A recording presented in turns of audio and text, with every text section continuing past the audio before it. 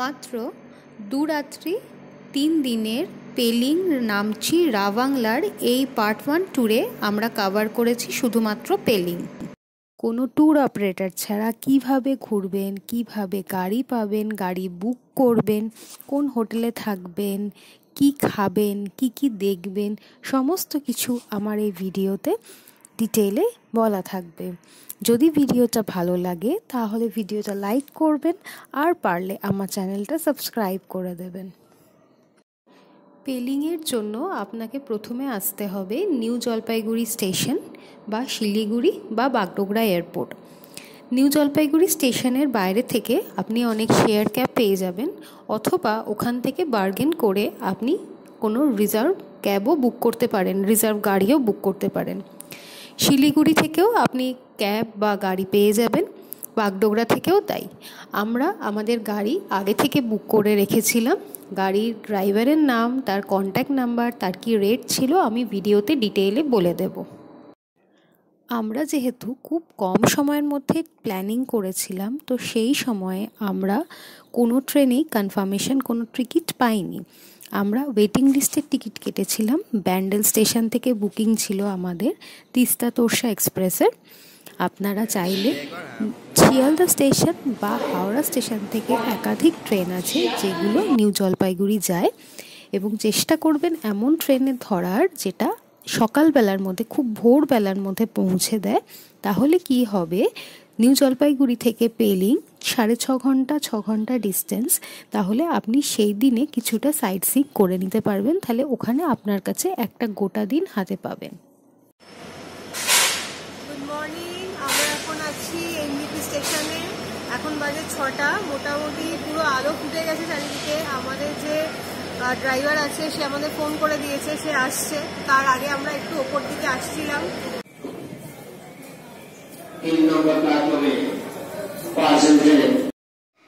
আমাদের ড্রাইভারও এসে গেছে, আমাদের ফোন করে জানিয়ে দিয়েছে, আমরা স্ট্যান্ডে চলে এসেছি। তাহলে আর ওয়েট কিসের জন্য, চলো লেটস গো।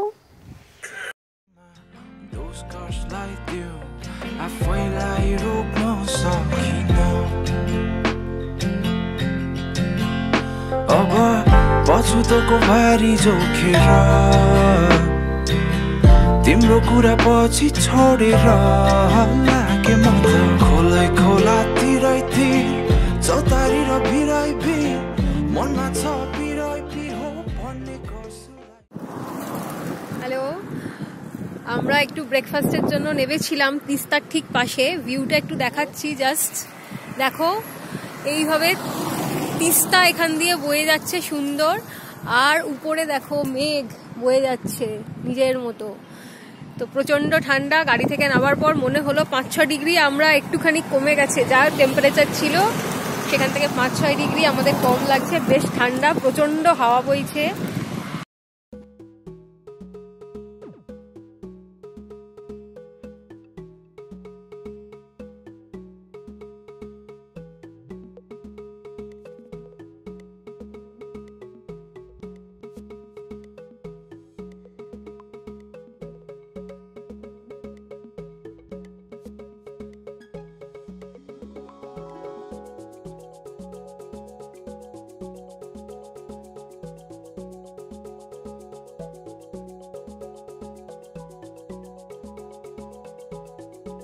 আমরা প্রথমেই দাঁড়াই বার্ড পার্ক আর ডাবডান্সি রুইন্স দেখার জন্য।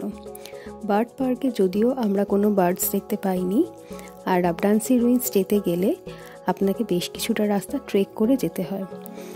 কিন্তু আমার মায়ের পায়ে প্রবলেম থাকার জন্য আমরা ওটা মাঝখানে স্টপ করে দিই, আমরা ওটা কমপ্লিট করতে পারিনি। এরপর আমরা যাই পেমানসি মনাস্ট্রিতে। এখানে এন্ট্রি ফিস ছিল 20 টাকা পার হেড, আর পার্কিং ফিস ছিল 20 টাকা। আমরা যখন পৌঁছাই তখন ওদের প্রেয়ার টাইম স্টার্ট হয়ে গেছিল, সেই জন্য আমরা ভিতরে যেতে পারিনি। কিন্তু বাইরে থেকে আমরা চারিদিকটা ঘুরে দেখি, এবং ভিউ ছিল খুব সুন্দর। চারপাশটা খুবই ভালো, খুবই সুন্দর।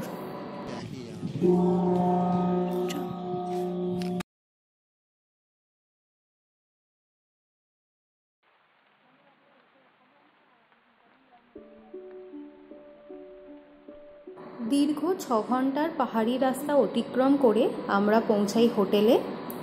আমরা ছিলাম হোটেল গারুড়াতে। আমাদের হোটেল ছিল আপার পেলিংয়ে, SBI ATM এর ঠিক অপোজিটে। আমরা নিয়েছিলাম একটা ভিউ রুম আর একটা নন ভিউ রুম। আর ভিউ রুমের জানলা থেকে ভিউ ছিল ঠিক এই রকম। দুপুরবেলা সাদা বরফে মোড়া কাঞ্চনজঙ্ঘা আমরা দেখতে পাই।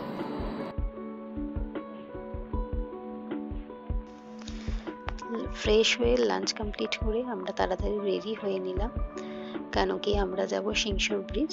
তখন বাজে 2:30। আমাদের তাড়াতাড়ি পৌঁছাতে হবে, কারণ 4টের মধ্যে না পৌঁছালে ওখানে 4:30 ক্লোজ হয়ে যায়। সো আমরা তাড়াতাড়ি রেডি হয়ে নিলাম। আমরা এখন যাচ্ছি সিংসর ব্রিজ।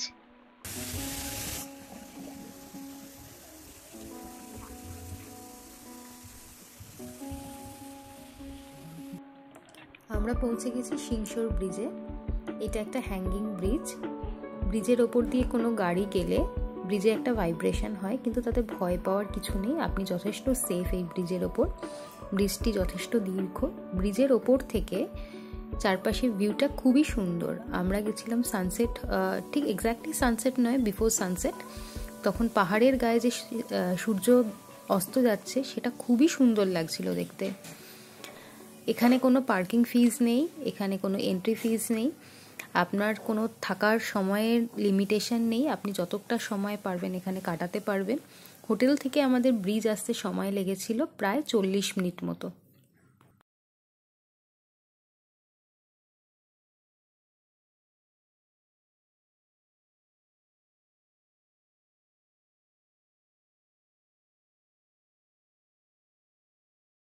সিংসর ব্রিজ হয়ে আমরা যাই দেনতাম ভ্যালি।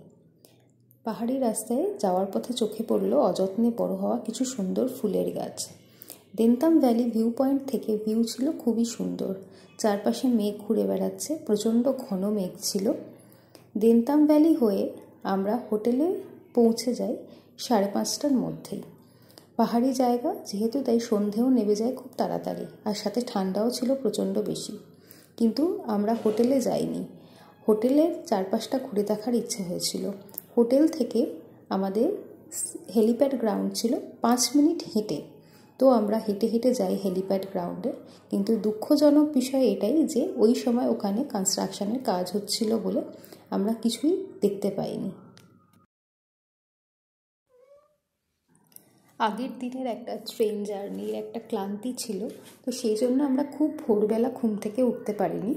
যখন ঘুম থেকে উঠলাম তখন ঘড়িতে বাজে সকাল 7টা। জানলা খুলে কাঞ্চনজঙ্ঘাকে আমরা এই রূপে পেলাম।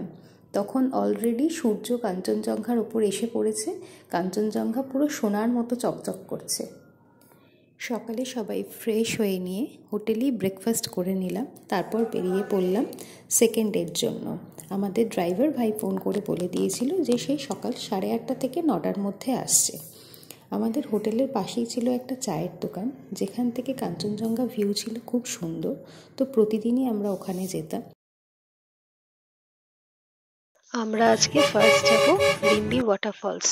আমাদের ড্রাইভার দাদা বলেছে যে রিম্বি ওয়াটারফলস একদম রাস্তার ধারেই পড়ে। তো কিছুটা এগোনোর পরই আমরা পেয়ে গেলাম রিম্বি ওয়াটারফলস।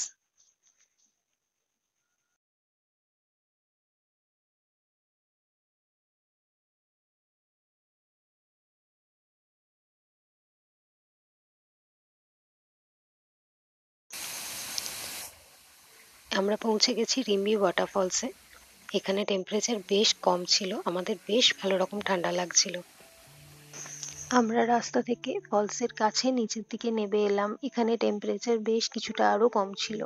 এখানে আমরা অনেকগুলোই ফটো তুললাম, আমি, আমার ভাই। আমাদের যে ড্রাইভার ছিল ও ছিল মৌসুমের কন্ট্যাক্ট নাম্বার আমি ডেসক্রিপশন বক্সে দিয়ে দেবো, ওর সাথেও আমরা একটা ফটো তুলি।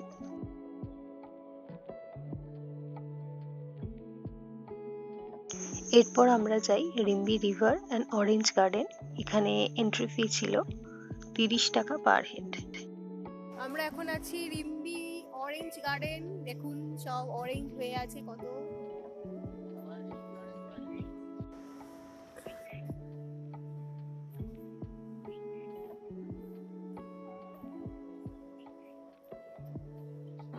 এখানে বছরে যে কোনো সময়ে আসলেই আপনি গাছ ভর্তি কমলালেবু দেখতে পাবেন, তবে শীতকালে সেই পরিমাণটা একটু বেশিই থাকে। এখানে গাছে হাত দেওয়াতে কোনো নিষেধাজ্ঞা নেই, কিন্তু গাছ থেকে লেবু এরা পাড়তে দেয় না। লেবু নিতে হলে এখানে স্টল করে লেবু বিক্রি করে, 5 পিসে প্যাকেট, 10 পিসে প্যাকেট এরকমভাবে বিক্রি করে। ওদের কাছ থেকে লেবু আপনি কিনতে পারেন। আর লেবুর দাম থাকে 10 টাকা পিস, 12 টাকা পিস সাইজ ওয়াইজ। এছাড়া আরেকটা জিনিস বিক্রি করে আখরোট, 50 টাকা থেকে 400 টাকা অবধি প্যাকেট থাকে।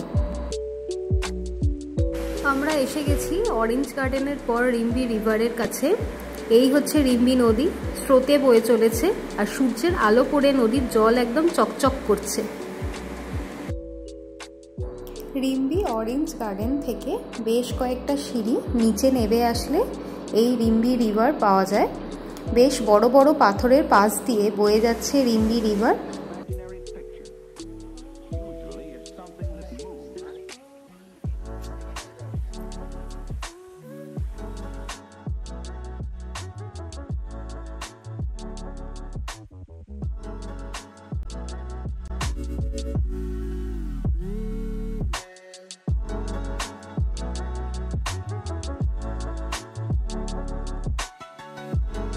বেশ কিছুটা সময় আমরা এখানে কাটালাম।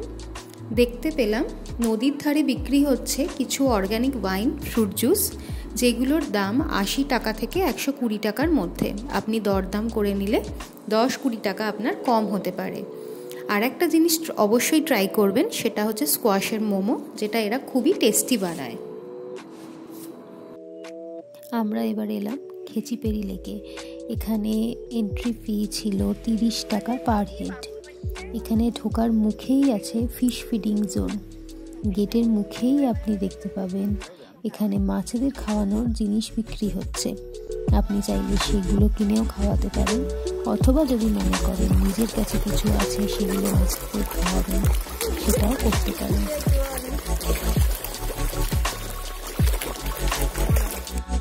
আবার অনেকে বলে এটা নাকি উইশ ফুলফিলমেন্ট লেক, তাই মাছকে খাওয়ানোর সময় যদি কেউ কারোর মনের উইশ এখানে জানায় তাহলে সেটা ফুলফিল হয়।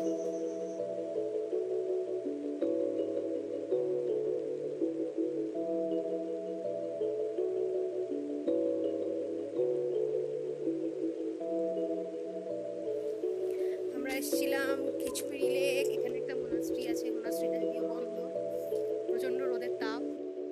আমার মা আর ভাই আসছে।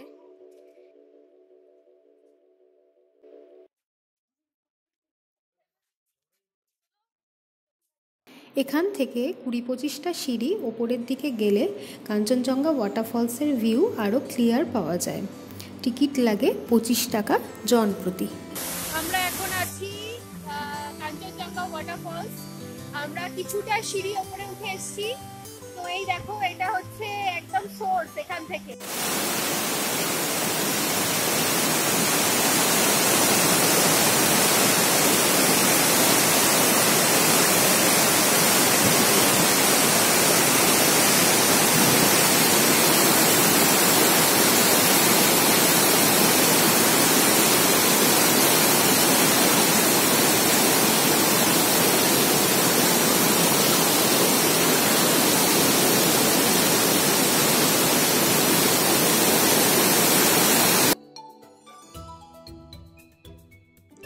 আমাদের সেকেন্ড দিনের লাস্ট পয়েন্ট ছিল স্কাই ওয়াক। পেলিংয়ের অন্যতম আকর্ষণ স্কাই ওয়াকে যেতে হয় বেশ কিছুটা খাড়াই রাস্তা পেরিয়ে। এখানে এন্ট্রি ফিস ছিল 100 টাকা পার হেড আর পার্কিং ফিস ছিল 50 টাকা। গ্লাসের রাস্তার উপর দিয়ে হাঁটলে আপনার একটা অন্যরকম অনুভূতি হবে, কিন্তু জুতো আপনাকে বাইরে খুলে আসতে হয়, জুতো পরে ভেতরে ঢোকা নিষেধ। আর গ্লাসের ওপর দিয়ে হাঁটার সময় নিচের দিকে না তাকানোই ভালো, কারণ যাদের হাইট ফোবিয়া আছে তাদের কিছু সমস্যা হতে পারে। স্কাইওয়াক থেকে বেরিয়ে প্রায় 170টা সিঁড়ি ক্রস করে আমরা পৌঁছালাম চেংরেজিং স্ট্যাচুর নিচে। চেংরেজিং স্ট্যাচুর নিচ থেকে আশপাশটা খুবই সুন্দর, বড় প্রেয়ার হুইল, অনেক ছোট ছোট প্রেয়ার হুইল দিয়ে পুরো বাউন্ডারি করা আছে। আর চেংরেজিং স্ট্যাচুর ওপর থেকে বাইরের ভিউটা ছিল এক কথায় অসাধারণ, অনবদ্য। আর ওয়েদার যদি খুব ক্লিয়ার থাকে বা আপনি বিকেলবেলা 3:30-4টের মধ্যে আসেন, তাহলে আপনার কাছে উপরি পাওনা হবে সুন্দর ঝকঝকে কাঞ্চনজঙ্ঘা। এখান থেকে আমরা ব্যাক করলাম হোটেলে। হোটেল ঢোকার আগে কিছু স্ন্যাক্স খেয়ে নিয়েছিলাম। ডিনার করেছিলাম হোটেলেই। হোটেলের নিচে রেস্টুরেন্ট আছে। ওদের সন্ধে 7টার মধ্যে অর্ডার দিয়ে দিলে ওরা 8:30 থেকে 9টার মধ্যে আপনাকে খাবার সার্ভ করে দেবে। খাবারের কোয়ালিটি ছিল খুবই ভালো এবং রান্নাগুলোও ছিল প্রচণ্ড টেস্টি। একদম গরম গরম সার্ভ করতো। খাবারের মেনু কি প্রাইস ছিল আমি এখানে ভিডিওতে দিয়ে দিচ্ছি। পেলিং ট্যুরের পার্ট 2 ভিডিওর জন্য প্লিজ ফলো মাই চ্যানেল।